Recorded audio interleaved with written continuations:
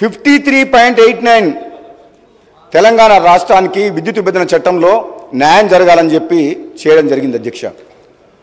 ఆ చర్యల వల్ల యూపీఏ ప్రభుత్వం పునర్విభజన చట్టంలో ప్రత్యేకంగా విద్యుత్ రంగంలో మనం తెలంగాణకు అన్యాయం జరగొద్దని చెప్పి జనాభా నిష్పత్తిని కాకుండా ప్రత్యేకంగా విద్యుత్ రంగాన్ని దృష్టిలో పెట్టుకొని ఆనాడు తీసుకున్న చర్యల వల్ల 1800 మెగావాట్ల కరెంటు అదనంగా మనకు తెలంగాణ రాష్ట్రానికి వచ్చింది అధ్యక్ష.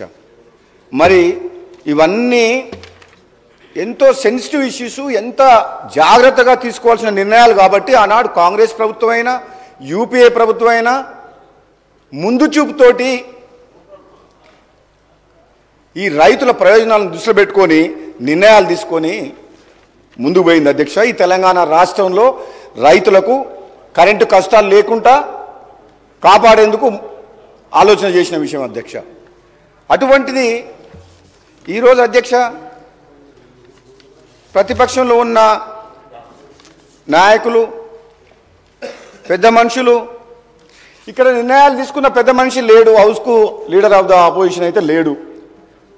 ముఖ్యమంత్రిగా నిర్ణయాలు తీసుకొని ఒక ఇంపార్టెంట్ సబ్జెక్ట్ మీద చర్చ నడిచినప్పుడు కనీసం లీడర్ ఆఫ్ ద ఆపోజిషన్ హౌస్లో ఉంటే ఆయన తీసుకున్న నిర్ణయం వల్ల జరిగిన నిర్వాహకం ఏ విధంగా జరిగింది, ప్రజలకు, వినియోగదారులకు, విద్యుత్ సంస్థలకు ఏ విధంగా నష్టం జరిగింది, ఈ నష్టాల ఊబిలోకి ఎందుకు నెట్టబయటపడ్డాయి ఈ విద్యుత్ సంస్థలు అనే విషయము మేము కొంచెం చెప్పుకునే అవకాశం, ఆయన వినే అవకాశం ఉండేది అధ్యక్ష.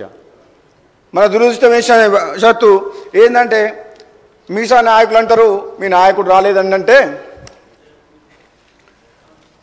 మీ స్థాయికి ఆయన అవసరం లేదు, మేమే చాలని అంటుంటారు అధ్యక్ష. వీళ్ళ స్థాయి ఏందో 10 ఏళ్లలో కేసీఆర్ గారు ముఖ్యమంత్రిగా ఉన్నప్పుడు వీళ్ళ స్థాయి ఏంది, మంత్రులు, ఎంపీలు, అధికారుల మాట ఎవరైనా విన్నారా అధ్యక్ష?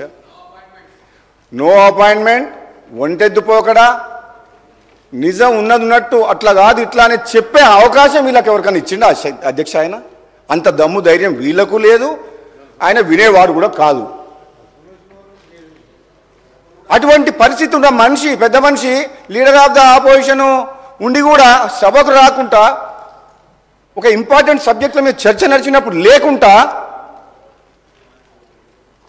వీళ్ళంటారు మరి లీడర్ ఆఫ్ ద ఆపోజిషన్ ఎందుకు ఉండాలి అధ్యక్ష? మరి అటువంటిప్పుడు ఆయన సభకే రానప్పుడు ఆయన అవసరం లేదని వీళ్ళే అంటుండ్రు. మరి మీరే మీ లోపల ఎవరో ఒకరు సభలో లీడర్గా మీరు ఎల్ఓపి కాండి. ఆయన అవసరం లేనప్పుడు మరి ఇక సభకే వద్దనుకున్నప్పుడు ఆ పొజిషన్లో ఆయన అవసరం ఏముంది? ఉండాలి అధ్యక్ష, రావాలి. ఆయన చేసిన మంచి పనులుంటే ఈ కాంగ్రెస్ ప్రభుత్వం ఈరోజు